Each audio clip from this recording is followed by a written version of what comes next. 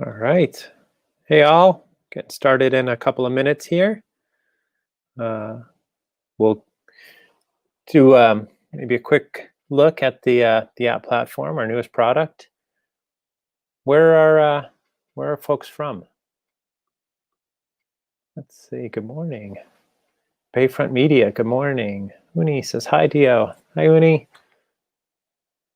Hi, Kim. Suraj.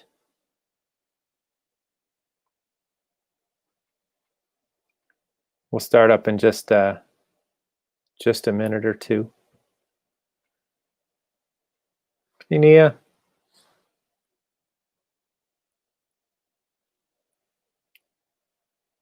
Lavi. It's great to see people showing up. We'll dive in a minute or so.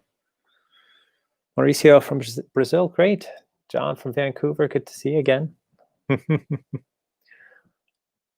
Melinda, Jean-Pierre, all right.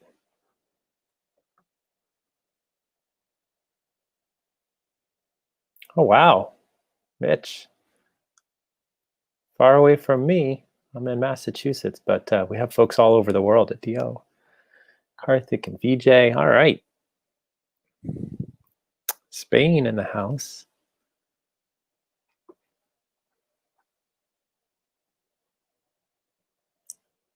Thanks, Karthik. Hi from Budapest. Amazing.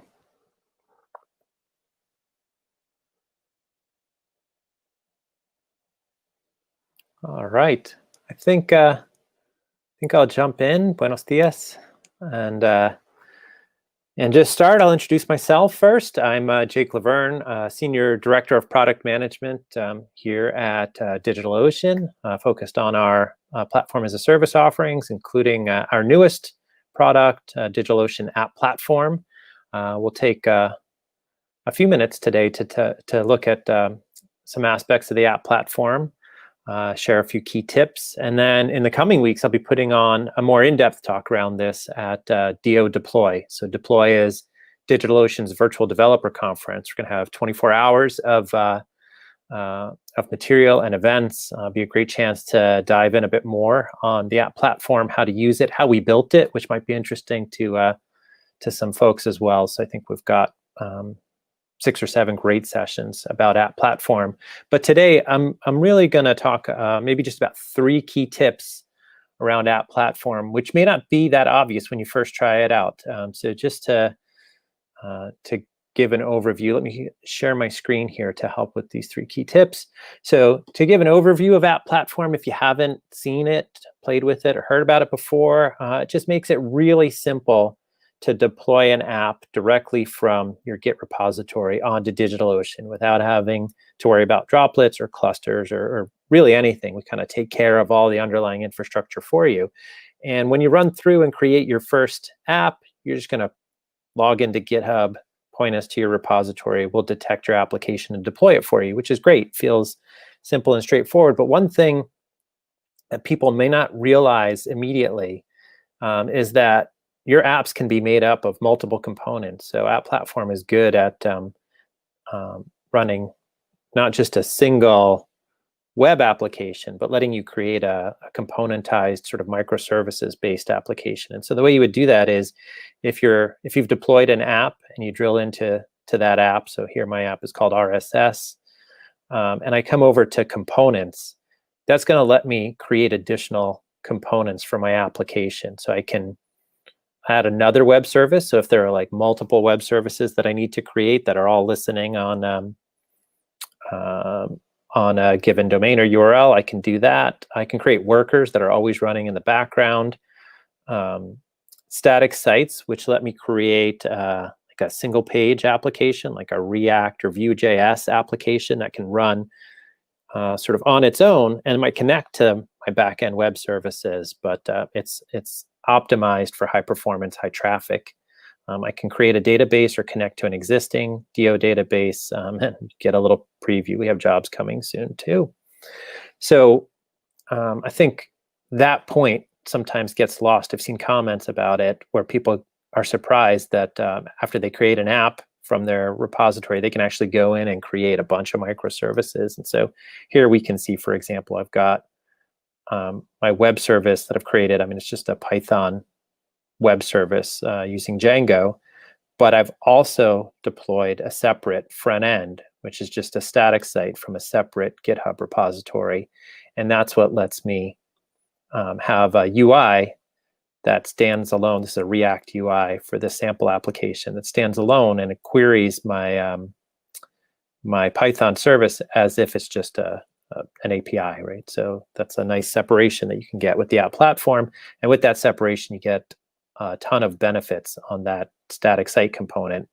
Most importantly is CDN for performance and global optimization.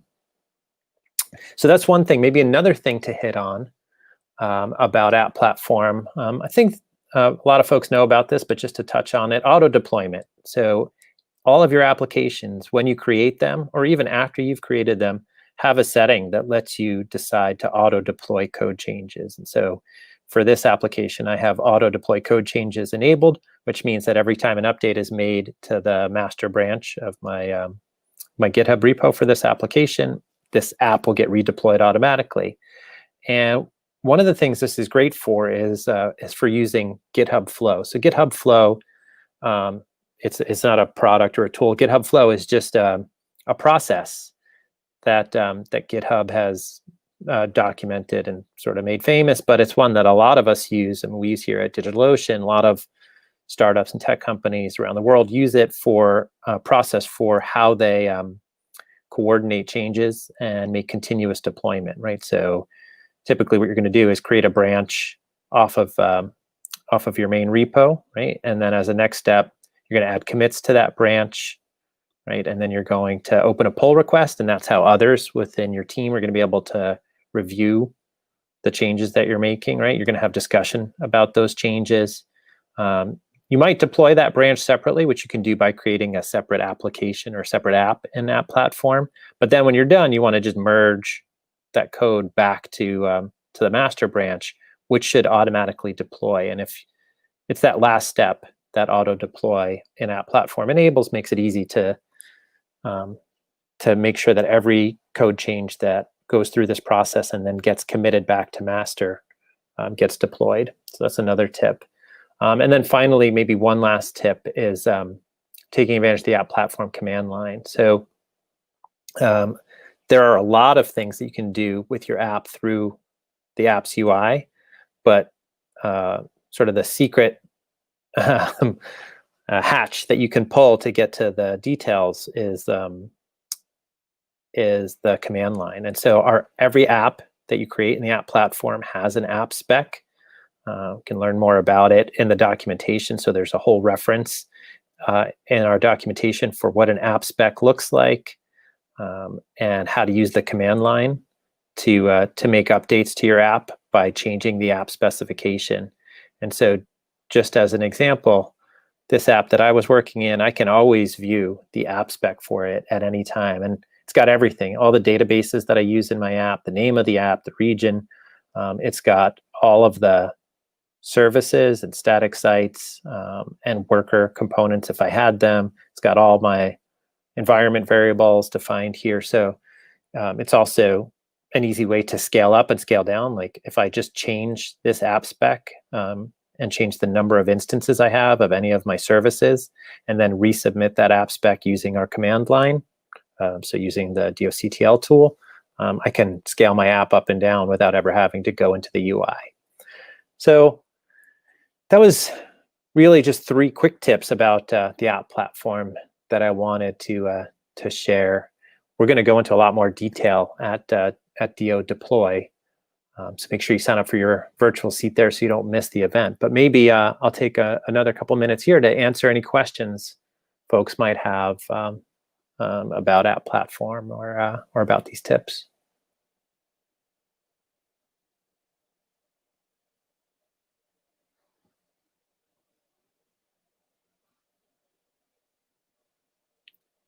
Anything folks are curious about? Maybe everybody's going to hold their hold their thoughts for deploy, which is coming up on November 10th.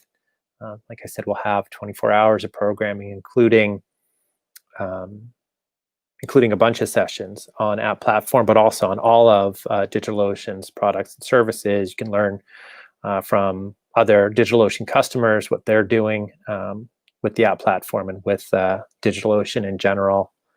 You can ask questions. We're going to have Discord channels going throughout the entire event, answering questions as they come up.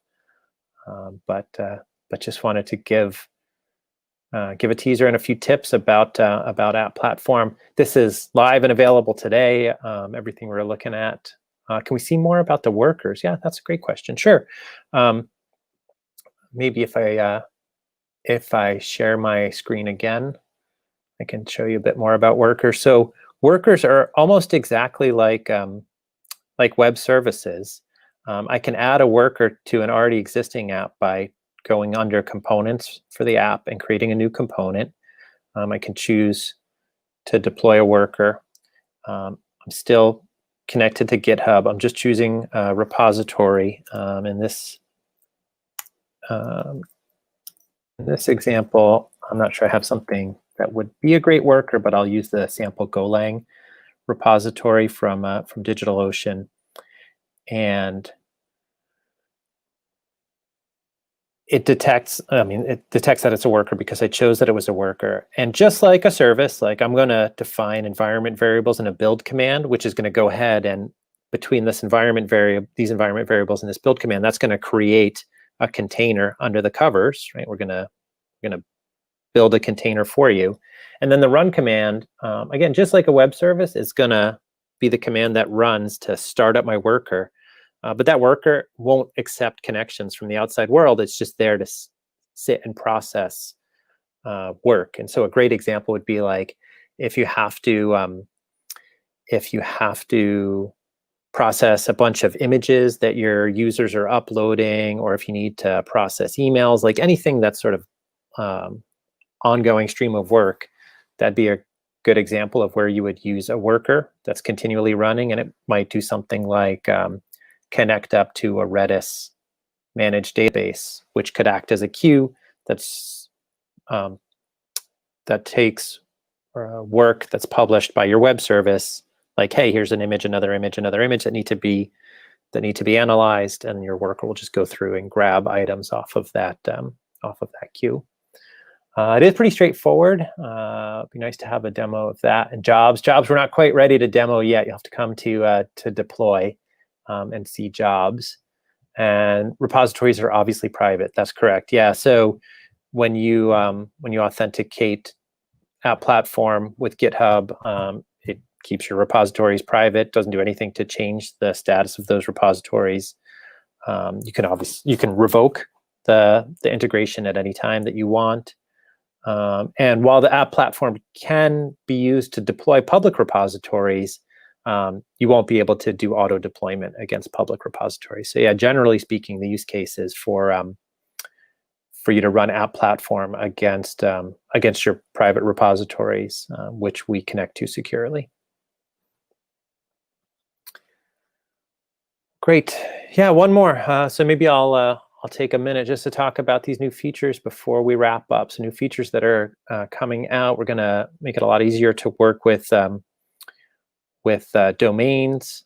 We've got the jobs capability that we were just talking about. And one thing I'll tease is that at AutoDeploy, we have a deploy to DO button coming out. So you have to come join us at Deploy on November 10th to see what that's all about. One last one. Yeah, I'll jump in. How's the public root or document root defined? So by default, it's going to be the root of your repository. If you want something different than that, you'd have to use the app spec and command line. And there's a setting within the app spec that'll let you set the root for your documents or for your components. So that's all documented in the reference for the app specification. And then additional charges for add-on components, specifically web services. The way App Platform works is it's priced per container that's running, whether that's a web service or a worker. or a job. And so all the pricing for App Platform is on the DigitalOcean pricing page. And then the underlying structure of DO App Platform is actually a whole talk of by Stephen Normore at AutoDeploy that talks about how we built App Platform on top of a set of Kubernetes clusters, how we leveraged open source technologies to create the App Platform. So yeah, it's a great question. And there's a whole talk at Deploy coming up that'll be about that.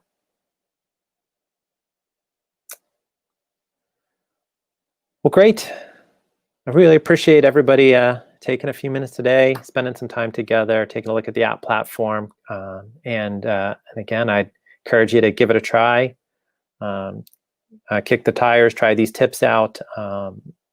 Jump in at DigitalOcean community. Our Q&A is a great forum for having questions answered back and forth. How secure is SSH? SSH is secured by default, powered by Cloudflare, so very secure. Every app is SSH secured. We don't even allow you to deploy non-SSH apps. But yeah, join us on community Q&A at DigitalOcean community. Right now, we have a whole bunch of questions going back and forth.